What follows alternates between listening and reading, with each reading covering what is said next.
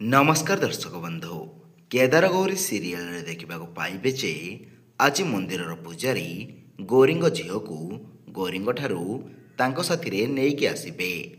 हाँ दर्शक बंधु कहीं नहीं आसिले से सब जानापी वीडियो को शेष जाए देखु।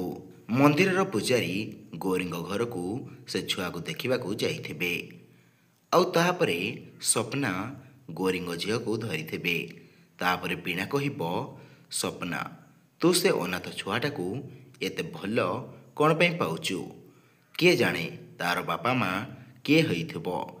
आउ ठीक से समय रे मंदिर पूजारी गौरी घरे पहुँची एसबू कथा शुणिदेवे।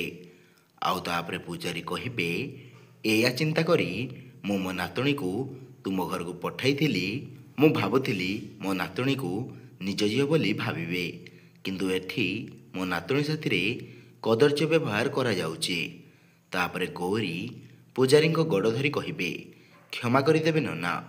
तापरे पूजारी हाथ जोड़ी कहिबे तुमे क्षमा मागिबा दरकार नहीं माँ खाली मो नातुणी को मते फेरई दियो आउ आमको एठू जीवाको दियो।